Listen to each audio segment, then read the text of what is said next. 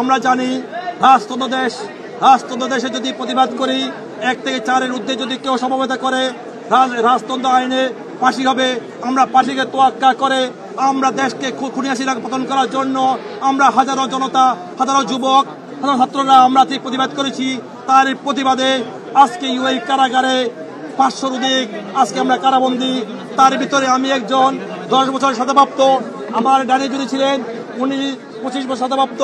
আজকে আমরা টোটাল 114 জন আমরা মুক্তি পেয়েছি প্রফেসর ইউনূস স্যারের সহযোগিতায়, ইউএই গভর্নমেন্টের সাথে সমঝোতার মাধ্যমে আমাদের মুক্তি হয়েছে। আমরা খবর পেয়েছি ইউএই জেলার পুলিশ সুপার আমাদেরকে বলেছে তোমরা আবার জন্ম পেয়েছো, তোমাদের নতুন প্রফেসর ইউনূস সাহেব তোমাদের জন্য দিন রাত দরবার করে আমাদেরকে মুক্তি হয়েছে, না হলে কিন্তু আমরা মুক্তি পেতাম না। আজকে আমি ধন্যবাদ জানাই প্রফেসর ইউনূস সাহেবকে, উনি আমার জীবন দিয়েছে এবং 500 যুবকের রেডিমেড যুদ্ধের জীবন দিয়েছে। অনেকগুলো স্বপ্ন নিয়ে প্রবাসীরা কিন্তু এই দেশ ছেড়ে যায়। দেশের মানুষের স্বপ্ন, পরিবারের স্বপ্ন, নিজেরও স্বপ্ন থাকে। তো ওইখানে যাওয়ার পর যেহেতু আন্দোলনে জড়িয়ে পড়েছি এবং ওই দেশের কানুন ভঙ্গ করার কারণে আমাদেরকে ওইখান থেকে দেশে পাঠিয়ে দেওয়া হয়।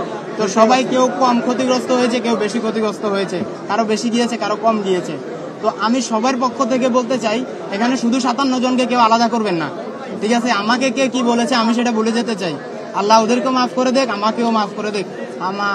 আমার সম্পর্কে অনেকে জানছে যে পরবর্তী লোকেরা আমার উপর বা আগের কিছু লোক আমার উপর আমাকে হুমকি দামকি দিয়েছিল। তো ওরা হুমকি দামকি দেওয়ার একটা কারণও আছে, যেহেতু তারা ক্ষতিগ্রস্ত হয়েছে, কিন্তু তারা কেউ ভিন্ন দলের কিনা আমি জানি না। তো আমি চাই এদেরকে আলাদা করা না হোক, শুরু থেকে শেষ পর্যন্ত সবগুলা মানুষকে যারা যতটুকু ক্ষতিগ্রস্ত হয়েছে। যদি দেশের সরকারকে বলতে যাই, যতটুকু শুনেছি উনি নতুন আসছে, এর মধ্যে অনেক সমস্যার পর সমস্যা ফেস করতে হচ্ছে। তো ওনার জন্য এটা অনেক টাফ হচ্ছে আমি মনে করি। তো শুধু আমি ওনাকে বলবো না, আমি বলবো দেশের মানুষ এবং উনি মিলে যারা ক্ষতিগ্রস্ত হয়েছে, ঠিক আছে, ওদেরকে যদি কোনো কর্মসংস্থানের ব্যবস্থা করে দেওয়া যায় আমি অনেকটা কৃতজ্ঞ থাকবো।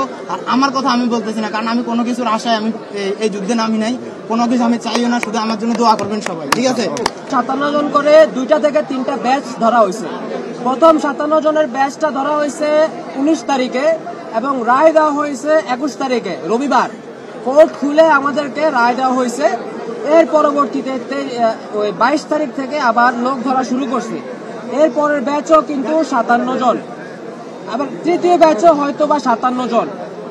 মানে এখানে ব্যাপারটা এমন হয়েছে যে আমাদের পূর্বের যে স্ট্যান্ডার্ডটা ছিল ওটা ছিল কি আমরা বাঙালি বলতেই কোনো বিচার নেই, বাঙালি বলতেই আমাদের মধ্যে কোনো বিচার নেই, আমাদের জন্য কোনো আমাদের অভিভাবক নেই, ধরছে ধরে পাঠাই দাও, কার কি আছে না আছে তাতে কিচ্ছু যায় আসে না। তুমি কে? বাঙালি। তুমি বাঙালি কেন? তোমার যোগ্যতা নেই, তুমি এখান থেকে যাও। সবাই কি এখানে আন্দোলন করছে? করে নাই, কিন্তু সবাই ভুক্তভোগী। তো আমি যেটা বলতে যাচ্ছি, 57 জন প্রথম ব্যাচ এবং দ্বিতীয় ব্যাচ থেকে 22 জন মানুষ আজকে ডিপোর্ট করা হয়েছে। 22 জন থেকে প্রথম ব্যাচের মধ্যে আমরা সম্ভবত 7 জন থেকে 8 জন, প্রথম 57 জন আমার মনে পড়ছে না। চট্টগ্রামে আমরা প্রথম 57 জনের ব্যাচে চট্টগ্রামে 3 জন, কাউসার আহমেদ, তারপরে হচ্ছে আইমান, তারপরে যা হচ্ছে মহারাজ, চট্টগ্রামের 3 জন প্রথম 57 জনের ব্যাচে, আর কাউসার বললাম। এর পরবর্তীতে আমরা এখানে যারা ঢাকাতে ল্যান্ড করছি, তারা ঢাকায় আমরা নাই 6 জন প্রথম ব্যাচের 6 জন এবং দ্বিতীয় সেকেন্ড ব্যাচের 2 থেকে 3 জন আসছে। ওনারা অনেকজন চলে গেছে এবং একজন এখানে ছিল যিনি বক্তৃতা দিয়েছেন।